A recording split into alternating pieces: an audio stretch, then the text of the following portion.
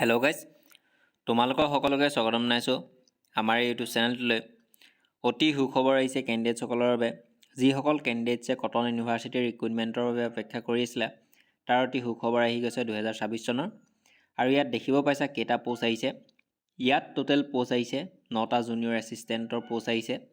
অৰ্থাৎ এই পোষ্টৰ বাবে কেনেকুৱা ধৰণৰ কোৱালিফিকেশ্যন লাগিব, কিমান বয়সৰ কেণ্ডিডেটসকলে আবেদন কৰিব পাৰিব আৰু বয়সৰ সময়সীমা কিমান থাকিব, এডুকেশ্যন কোৱালিফিকেশ্যন, কেতিয়াৰ পৰা অনলাইন আবেদন মুকলি কৰা হ'ব আৰু কেতিয়ালৈকে থাকিব, তাৰ জানিবলৈ এই ভিডিঅ'টো স্কিপ নকৰাকৈ সম্পূৰ্ণৰূপে চোৱা।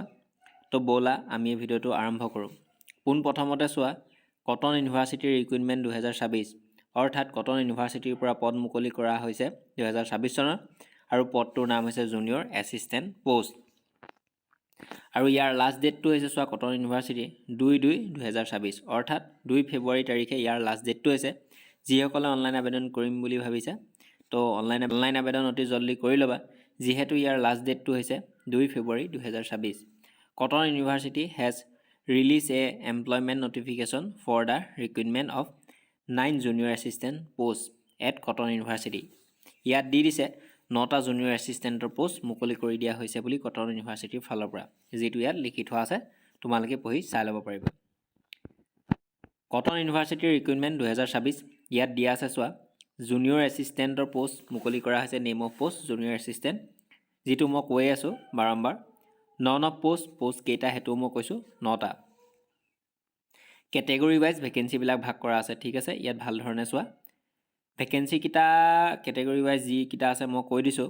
ইউ আৰৰ বাবে আছে, অৰ্থাৎ আনৰিজাৰ্ভ কেণ্ডিডেটৰ বাবে আছে 5টা। OBC MOBCৰ বাবে আছে 2টা পোষ্ট। ST এইচৰ বাবে অৰ্থাৎ ST হিলছৰ বাবে আছে 1টা পোষ্ট আৰু ST পিৰ বাবে আছে, প্লেনৰ বাবে আছে 1টা post.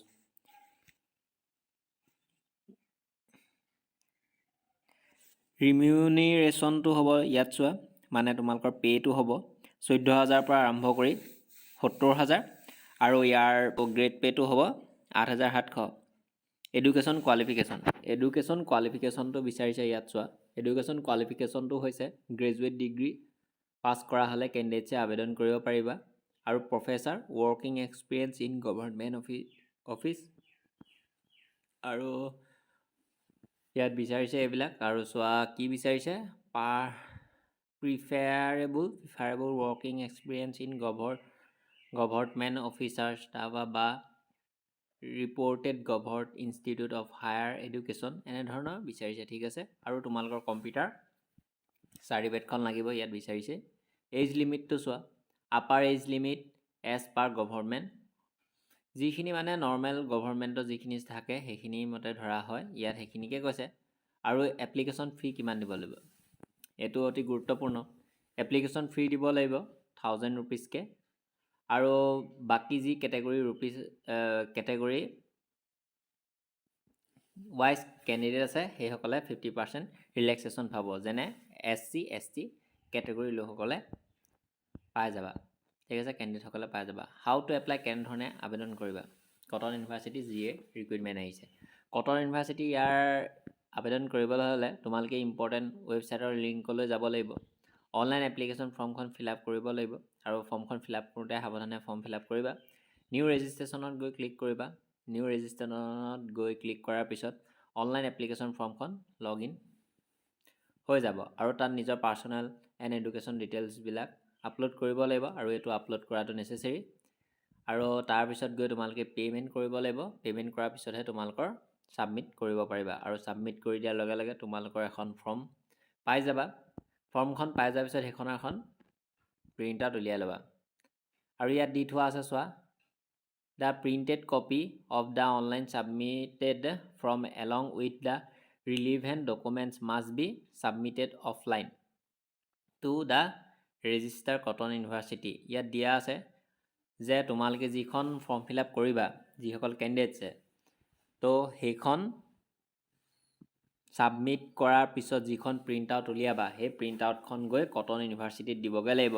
Register Cotton university, advertisement building, cotton university, Panbazar, গুৱাহাটীত আছে।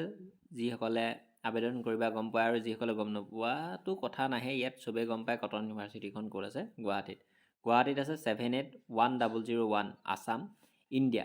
বাই post in person on or before, তোমালোকে এখন ছাবমিট কৰিব লাগিব 9/2/2024, অৰ্থাৎ 9 ফেব্ৰুৱাৰী তাৰিখে ছাবমিট কৰিব লাগিব 2024 চনৰ। ঠিক আছে, আৰু ইম্পৰ্টেণ্ট ডেটটো মনত ৰাখিবা, কেতিয়াৰ পৰা অনলাইন আবেদন হৈ আছে। অনলাইন আবেদনটো হৈ আছে 26 ডিচেম্বৰ 2025, আৰু ইয়াৰ লাষ্ট ডেটটো হৈছে 2 ফেব্ৰুৱাৰী 2024, আৰু এইটো ষ্টাৰ্টিং ডেট হৈ আছে 26 ডিচেম্বৰ 2025 পৰা, আৰু লাষ্ট ডেটটো হৈছে 2 ফেব্ৰুৱাৰী 2024। অনলাইন এপ্লিকেশ্যন ফৰ্ম কেনেধৰণে ফৰ্ম ফিল আপ কৰে, তাৰ যদি এটা সম্পূৰ্ণ লং ভিডিঅ' লাগে তেতিয়াহ'লে মোক কমেণ্ট বক্সত কমেণ্ট কৰি জনাবা। তো এইখিনিয়ে আছিল, আৰু বিভিন্ন ধৰণৰ আপডেট আমাৰ ইউটিউব চেনেলতে পাই গৈ থাকিবা। তো জেনেৰেল নলেজৰ কুৱেশ্যনৰ পৰা ধৰি ভিন আপডেট পাই গৈ থাকিবা। তো এইখিনি আছিল ভিডিঅ'টো। তো তোমালোকক আকৌ এটা ভিডিঅ'ত লগ পাম। তো ধন্যবাদ।